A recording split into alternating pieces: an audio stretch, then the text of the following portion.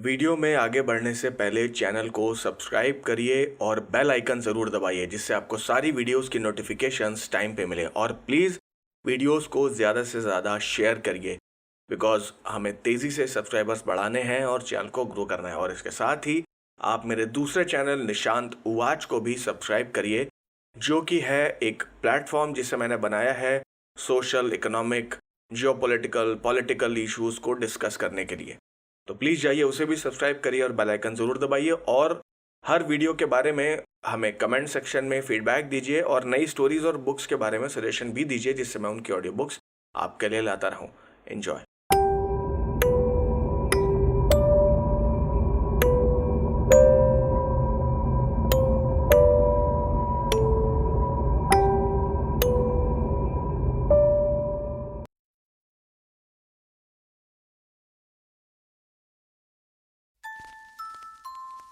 परमान से अपनी जान बचाकर देवांग भागते हुए सीधा औघड़नाथ के पास पहुंचा।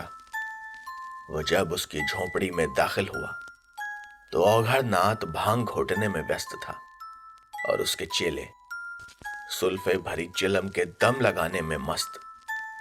देवांग को देखते ही औघड़नाथ ने जैसे नारा लगाया, पधारिए देवांग जी, पधारिए। नमस्कार महाराज। तीनों चेलों ने बारी बारी अभिवादन किया। देवांग ने भी उनकी इस गरम जोशी का जवाब खामोश रहकर दिया। उसका मुंह लटका हुआ था। औघड़नाथ ने गौर से उसका चेहरा देखा और समझ गया कि वो किसी बड़ी मुश्किल में है। आओ देवांग, बैठो, पहले चिलम पियो, फिर भांग पिलाता हूं तुम्हें, बना रहा हूं। देवांग उसके पास ही बैठ गया।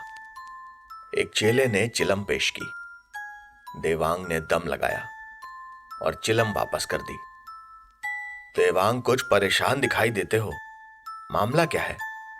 औघड़नाथ, मेरी जान खतरे में है। हैं? क्या हो गया? औघड़नाथ ने अपने हाथ रोक लिए। उसने अपने चेलों को एक नजर देखा और उन्हें बाहर जाने का इशारा किया। तीनों आंख का इशारा पाते ही उठ गए। उनके बाहर निकल जाने के बाद देवांग बोला, मुझसे बड़ी भारी गलती हो गई है औघड़नाथ। मैं परमान की अमानत की हिफाजत ही नहीं कर पाया। उसने मुझ पर भरोसा करके वो मेरे हवाले की थी, और मैं क्या करता? उसने मुझे संभलने का मौका ही नहीं दिया। मुझे क्या, वो तो हूरा जैसे महाबली को भी जख्मी करके निकल गए थे। अरे, हूरा भी काबू आ गया? हैरत है। देवांग बाबू, जरा सारी बात खुलकर बताओ।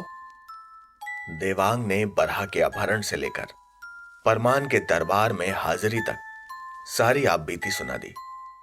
औघड़नाथ ने एक गहरी सांस ली और बोला, देवांग बाबू, फिक्र मत करो, अभी औघड़नाथ जिंदा है। मैं देखता हूं उन सुर्खपोशों को। काली मां की सौगंध, बरहा को ढूंढ कर निकालूंगा। परमान ने भेजा है ना तुझे, उसका भी मान रखूंगा और तेरी जान भी बचाऊंगा। बस तू निश्चिंत हो जा, आराम कर। कुछ देर में भांग तैयार हो गई और उसने पीतल के ग्लास में देवांग को भांग निकाल कर दी।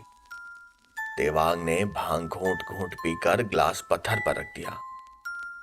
औघड़नाथ ने भांग एक सांस में चढ़ा ली थी और नारा लगाया, जय काली, तेरा वार कभी ना जाए खाली, तू है बड़े दिल वाली। आहा हा हा हा हा। क्या भांग घोंटी है मेरे चेलों। फिर वो उठकर झोपड़ी के अंदरूनी हिस्से में गया। उसने चटाई पर लेटी हुई नमीरा उर्फ शांति पर नजर डाली और खामोशी से एक कोने में रखी खोपड़ी उठाई और बाहर आ गया। उसने खोपड़ी देवांग के सामने रखी और एक चरस भरी सिगरेट उस खोपड़ी के दांतों में फंसा दी। ये क्या कर रहे हो औघड़? तुम्हें परमान ने मेरे पास भेजा है ना, तो कुछ सोच कर ही भेजा होगा। देखते जाओ।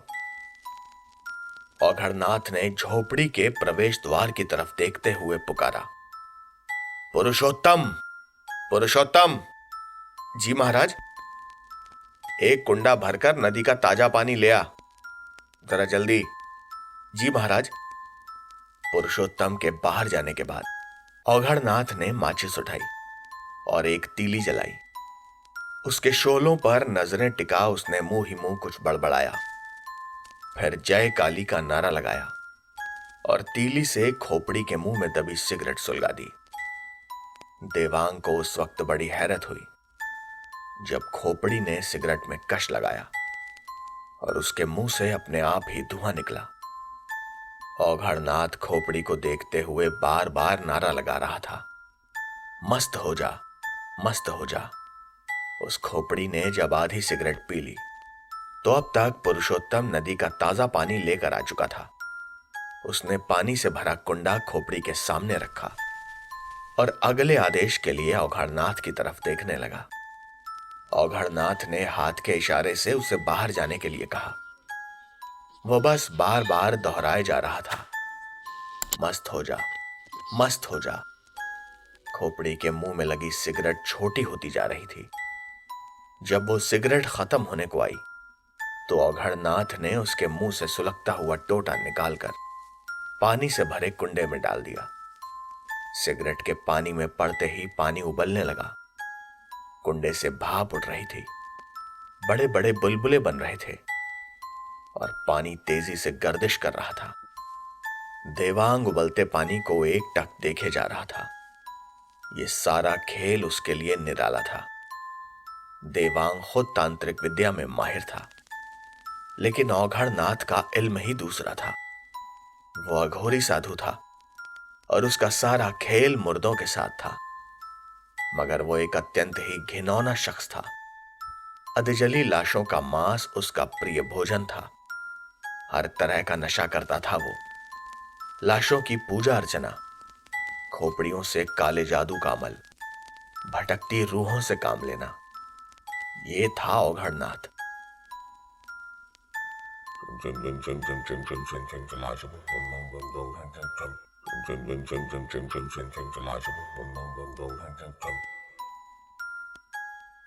औघड़नाथ कुछ अर्थहीन शब्द बोल रहा था। कुछ देर वो इन शब्दों को दोहराता रहा और फिर एकाएक रुक गया। अब उसकी आंखें सुर्ख अंगार हो चुकी थी, चेहरा भयानक हो चुका था। वो देवांग से बेखबर अपने अमल में व्यस्त था और उसने फिर से एक बार जय काली का नारा लगाया। उसके ऐसा करते ही कुंडे का उबलता पानी कम होकर धुएं की सूरत में कुंडे के ऊपर घूमने लगा था। आ गया मस्त हो गया ना, देखा मैंने तुझे क्या चीज पिलाई। औघड़नाथ ने उस धुएं के चक्र पर नजर गड़ाते हुए कहा, मेरी बात जरा गौर से सुनना। तुझे एक काम करना है, ठीक है? बरहा को ढूंढना है। जा, जल्दी जा। औघड़नाथ की बात सुनकर धुआं कुंडे से ऊपर उठा और झोपड़ी से बाहर निकल गया। देवांग बाबू, बरहा का पता बस अभी लग जाएगा, चिंता मत करना आप। औघड़नाथ के इस आश्वासन पर देवांग के चेहरे पर इत्मीनान और सुकून के भाव आ गए। उधर समीर नारियल लेकर अरुणिमा के पास पहुंच गया था।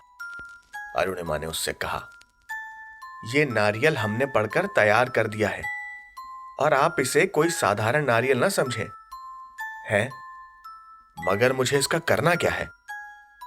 उस दुष्ट को जीवित जलाना है जिसने ना जाने अब तक कितनी लाशों की दुर्गति की है, अपमानित और बेइज्जत किया है लाशों को। तुम्हारी नमीरा का शरीर भी उसी के कब्जे में है। वो एक अघोरी साधु है, लाशों का मांस खाने वाला, लाशों की इज्जत लूटने वाला।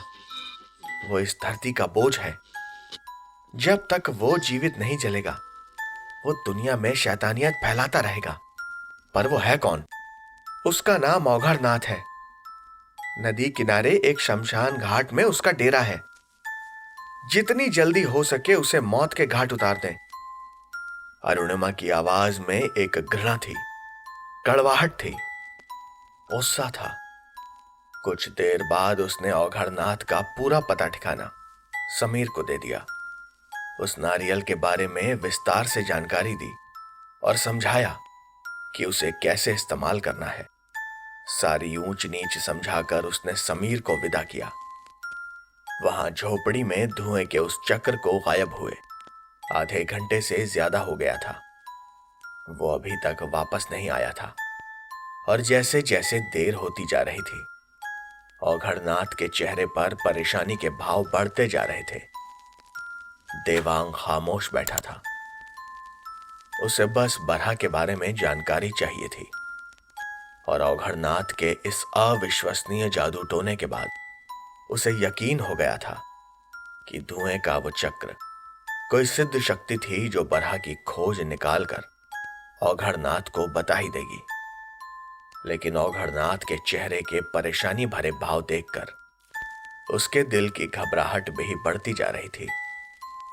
उसने कहा, औघड़नाथ क्या हुआ? देवांग बाबू कुछ समझ नहीं आ रहा। कुछ करो औघड़नाथ। मुझे तो लगता है तुम्हारा वो धुआं या जो भी था वो वापस नहीं आने वाला। देवांग ऐसा हो तो नहीं सकता। औघड़नाथ के अमल की काट करना कोई बच्चों का खेल थोड़ी है। अभी कोई माई का लाल पैदा नहीं हुआ जो मेरे काम में टांग अड़ाए। फिर इतनी देर क्यों? अरे ढूंढ रहा होगा, सब्र तो करो। औघड़नाथ ने ये बात कह तो दी थी, लेकिन अंदर से वह खुद भी विचलित था।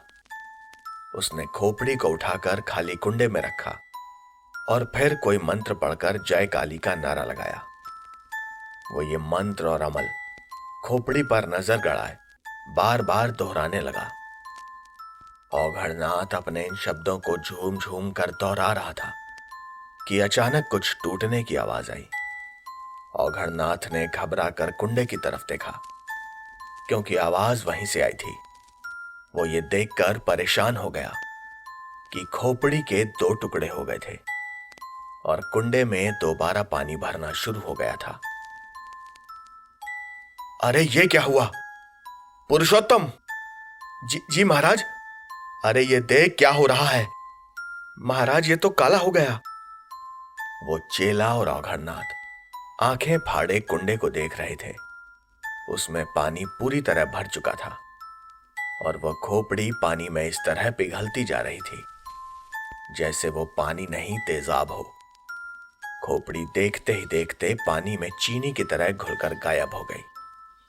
अरे पुरुषोत्तम, इस सत्यानाशी को उठा यहां से और नदी में फेंका। इसने तो हमें शर्मिंदा कर दिया। और हां, देख जरा सावधानी से। एक बूंद पानी भी अगर तेरे ऊपर गिर गया तो तू कोड़ी हो जाएगा। ध्यान रखना। औघड़नाथ के चेले ने बड़ी सावधानी के साथ कुंडा उठाया और संभल कर बाहर निकल गया। देवांग बाबू, अपनी जिंदगी में कभी ऐसा नहीं हुआ। ये सब क्या था औघड़? ये कमीना तो काला हो गया। अब मैं क्या करूं? क्या मेरी जान फिर से खतरे में पड़ गई? नहीं देवांग बाबू, तुम अभी परेशान मत हो। एक और अमल है मेरे पास, लेकिन उसमें 2-3 दिन लगेंगे। तुम्हें तब तक मेरे पास ही रहना होगा। रहूंगा? बरहा का पता जानने के लिए मैं यहां 3 महीने भी रह सकता हूं। बस बस, फिर ठीक है। तुम परेशान ना हो। तुम यहां से बरहा का पता लेकर ही निकलोगे। औघड़नाथ ने उसे तसल्ली दी और पुरुषोत्तम कुछ देर बाद ही खाली कुंडा लेकर झोंपड़ी में दाखिल हुआ। वो बोला, महाराज, काले को नदी में बहा दिया। अच्छा किया। वो सत्यानाशी तो बड़ा ही कमीना निकला। देख, तूने कुंडा अच्छी तरह धोया है ना? जी महाराज। ठीक है, फिर जा। महाराज, एक खुशी की खबर है। है? वो क्या? घाट में चिता तैयार हो रही है। कोई अर्थी आने वाली है महाराज। अरे वाह, ये तो वाकई खुशी की खबर है। पता करा तूने कौन मरा है? कोई आदमी या औरत? पता लगा कर आया हूं महाराज। औरत की अर्थी है। पुरुषोत्तम ने अपनी चमकती हुई मुस्कान भरी आंखों से औघड़नाथ की तरफ देखा। अरे बस, बन गया काम। देवांग बाबू, तुम बड़े खुशकिस्मत हो। जिसकी जरूरत थी वो भी मिल गई। अब देखता हूं कि बरहा को कोई कैसे छिपा कर रखता है। लेकिन औघड़, अब तो 3 दिन नहीं लगेंगे ना? नहीं नहीं, अब काम जल्दी हो जाएगा। अरे हाँ पुरुषोत्तम, जब वो लोग चले जाएं तो मुझे आकर बताना। जी महाराज, बिल्कुल। पुरुषोत्तम बाहर निकल गया। उसने सीधा शमशान घाट का रुख किया था। वो वहां पीपल के पेड़ पर चढ़कर बैठ गया। अंधेरा फैलते ही 15-20 लोग एक अर्थी के साथ शमशान घाट पहुंचे। शव चिता पर रखकर आग लगाई गई। देखते ही देखते चिता भड़क उठी। फिर जलती हुई लाश की बू चारों ओर फैलने लगी। अर्थी के साथ आने वाले चिता के पूरी तरह से भड़क जाने के इंतजार में खड़े रहे और कुछ देर बाद वो भी वापस लौट गए। उन्हें अंदाजा हो चुका था कि लाश आधी से ज्यादा जल चुकी थी। यही वो पल थे जब शव यात्रा में आए लोग लौट जाते थे। औघड़नाथ को ऐसी ही लाश की जरूरत होती थी और वो अधजली लाशों के साथ जो कुछ करता था उसे देखकर बहादुर से बहादुर आदमी भी बेहोश हो जाता। जब वो सब लोग वापस लौट गए तो पुरुषोत्तम पेड़ से नीचे उतरा और दौड़ लगाकर औघड़नाथ की झोपड़ी में पहुंचा। चलिए महाराज, समय आ गया। आओ देवांग बाबू, हमारे साथ चलोगे या यहीं बैठोगे? तुम्हें तो मालूम है ना कि हम मुर्दाखोर लोग हैं। अधजली लाश का मजा ही कुछ और होता है। आओ तुम्हें दिखाते हैं। औघड़नाथ मुस्कुरा रहा था और देवांग अधजले मांस की बात सुनकर ही थर्रा गया था। वो थूक निगलते हुए बोला, औघड़ तुम जाओ, मैं यहीं बैठा हूं। ठीक है, तुम आराम करो, थोड़ी सी भांग और पी लेना, हम थोड़ी देर में आते हैं। जय काली। ये कहकर वो उठा और कंधे पर एक तेज धार गंडासा रखकर झोंपड़ी से निकल गया। औघड़नाथ के बदन पर इस वक्त लंगोट के सिवा कुछ और नहीं था। वो कंधे पर गंडासा रखे पुरुषोत्तम के पीछे चला जा रहा था। इतने अंधेरे में भी उन दोनों को चलने में कोई दिक्कत नहीं आ रही थी। ये रास्ता उनका देखा भाला था। वो बड़े इत्मीनान से आगे बढ़े जा रहे थे। चिता भी जल रही थी, कुछ लकड़ियां जल चुकी थीं। औघड़नाथ ने एक लंबी सी लकड़ी से लाश को कुरेदा और बाहर निकाला। उसे उठाकर पास ही बहती बहमी नदी में धोया और गंडासे से उसके टुकड़े करके अभी वो एक टुकड़ा अपने मुंह में रखने ही वाला था कि अचानक तेज रोशनी उसकी आंखों पर पड़ी और साथ ही कोई लोहे की चीज उसकी कनपटी से आ लगी। यही काम उसके चेले पुरुषोत्तम के साथ भी हुआ। औघड़नाथ के लिए यह बिल्कुल नया अनुभव था। पहले तो उसकी समझ में ही नहीं आया कि ये कौन लोग हैं। फिर 1-2 पलों बाद उसे समझ आया कि उसकी कनपटी से पिस्तौल लगी हुई थी। महाराज, तुम लोग चाहते क्या हो? ओ खबीस, खड़ा हो और हमारे साथ चल। जाना कहां है? ज्यादा दूर नहीं, बस इस शमशान के कोने में। चल। वहां क्या है? क्या वहां कोई हमारा इंतजार कर रहा है? अबे सारे सवाल यहीं बैठे बैठे कर लेगा क्या? चल उठ। पिस्तौल पकड़े उस आदमी ने औघड़नाथ के पिछवाड़े पर जमा कर एक लात मारी। औघड़नाथ खड़ा हुआ। उस आदमी ने पिस्तौल उसकी गर्दन पर लगाई और उसे धक्का देते हुए बोला, चल आगे बढ़ जल्दी। वो आदमी उसे ऐसे ही शमशान घाट के एक कोने की तरफ ले चला और एक दूसरा आदमी पुरुषोत्तम को एक झोंपड़ी की तरफ। औघड़नाथ ने रास्ते में उससे कई बार पूछा कि वह कौन है और क्या चाहता है, मगर उसे कोई जवाब नहीं मिला। जवाब में उसे पिस्तौल का बट अपने कनपटी पर जरूर झेलना पड़ा। कुछ दूर चलने के बाद एक पेड़ के पीछे से एक टॉर्च चमकी और आवाज सुनाई दी, नादर, ले आए इस खबीस को। हाँ मालिक, ले आया हूं, इसे बिठाओ जमीन पर। यह आवाज रोशनगढ़ी के मालिक समीर राय की थी। अच्छा मालिक। ओए चल बैठ जा चुपचाप। औघड़नाथ की सिट्टी पिट्टी गुम थी। उसकी समझ में नहीं आ रहा था कि यह सब क्या हो रहा है। वो खामोशी से जमीन पर बैठ गया। इसके चेहरे पर रोशनी डालो नादर, ये कहते हुए समीर पेड़ के पीछे से निकल आया। उसके साथ 2 हथियारबंद आदमी और थे जो किसी भी खतरे से निपटने के लिए तैयार थे। नादर ने एक शक्तिशाली टॉर्च का बटन दबाया और उसका रुख औघड़नाथ की तरफ कर दिया। उस तेज रोशनी में औघड़नाथ का भयानक चेहरा और भी भयानक नजर आ रहा था। समीर ने अरुणिमा का दिया हुआ नारियल हाथ में पकड़ा हुआ था। उसने चाकू निकाला और नादर के करीब आकर टॉर्च की रोशनी की तरफ हाथ बढ़ाकर नारियल का एक छोटा सा टुकड़ा काटा। यह एक पका हुआ सूखा नारियल था। इसमें पानी होने का तो सवाल ही नहीं था, लेकिन उसके वो नारियल काटते ही उसे नारियल के भारी होने का एहसास हुआ। उसे लगा जैसे उस नारियल में पानी भरा हो। अरुणिमा ने पहले ही कहा था कि यह कोई मामूली नारियल नहीं था। समीर ने पहले हाथ बढ़ाकर वो नारियल औघड़नाथ पर उलटना चाहा, लेकिन फिर उसने अपना हाथ खींच लिया।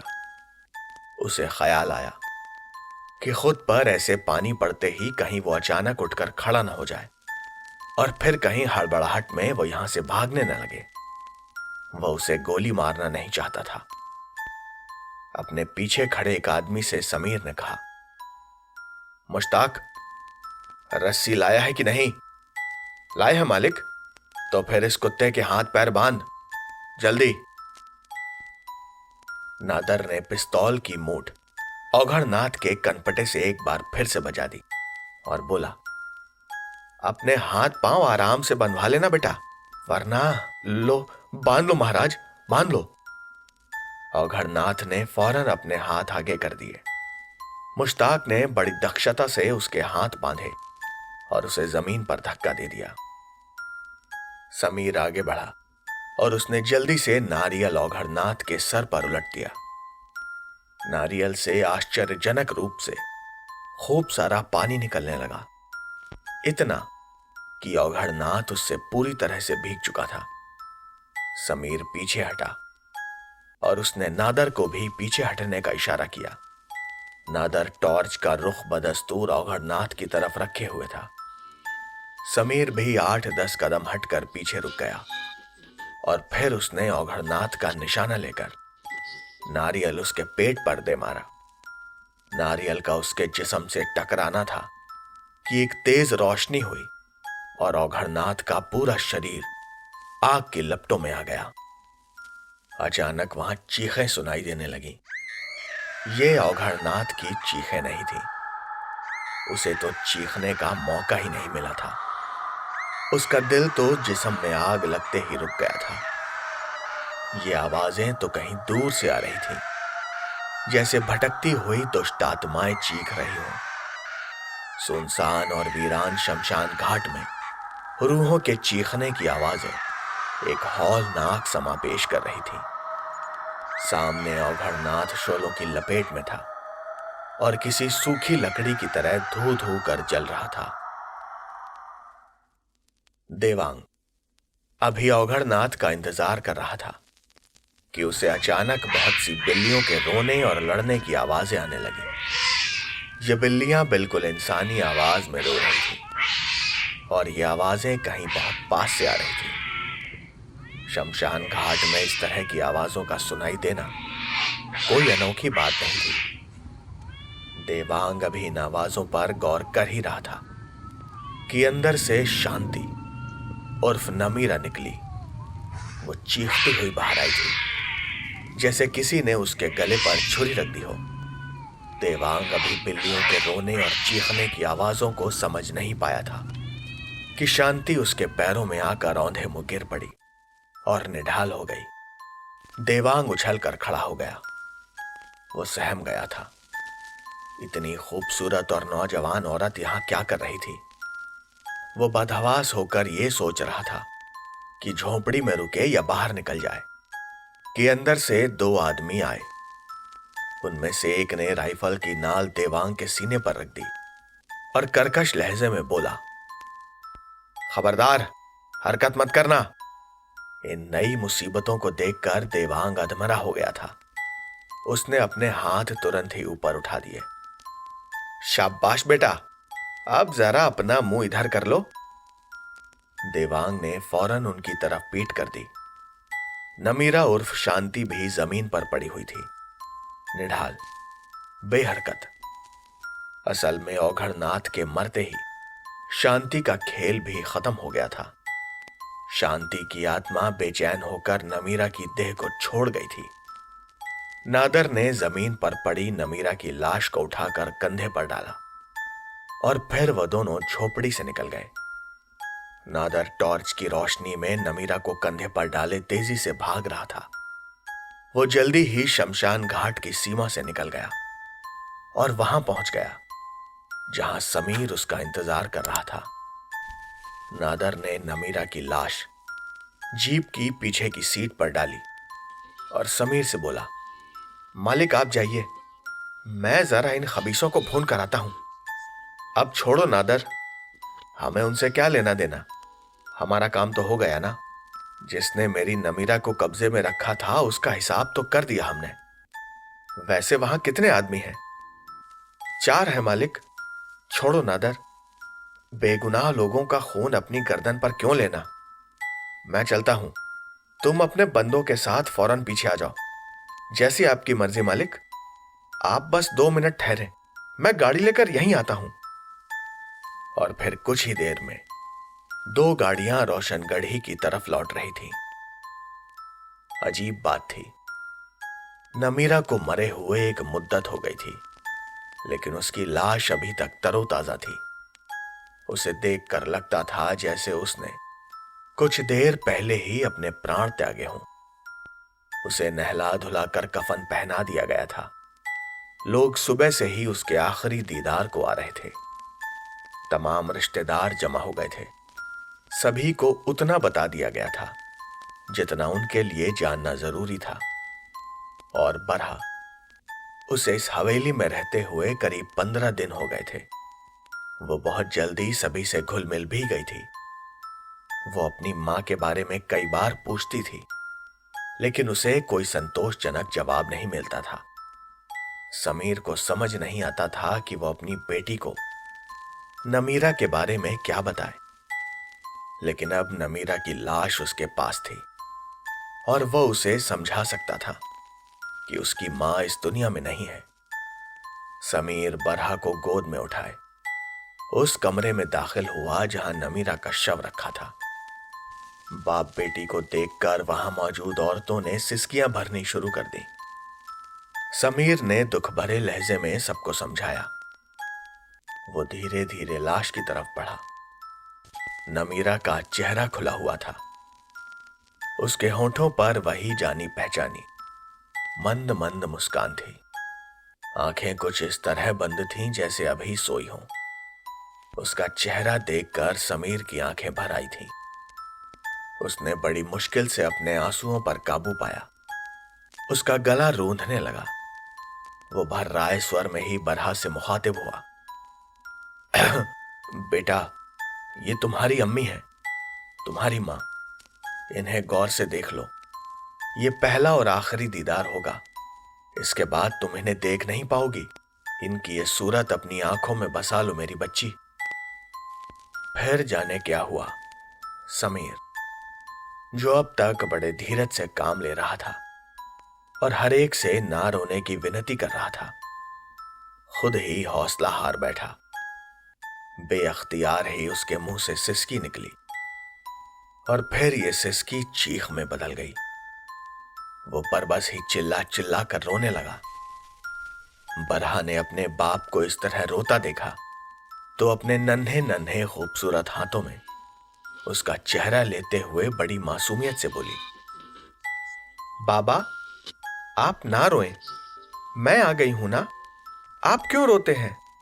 मैं हूं ना। समीर ने उसकी बात सुनकर उसे कलेजे से भींच लिया और बिलखते हुए बोला, हाँ बेटी, अब तुम ही सब कुछ हो मेरे लिए। नफीसा बेगम फौरन आगे बढ़ी, उन्हें बरहा को अपनी गोद में लिया और समीर का हाथ पकड़कर उसे कमरे से बाहर ले गई।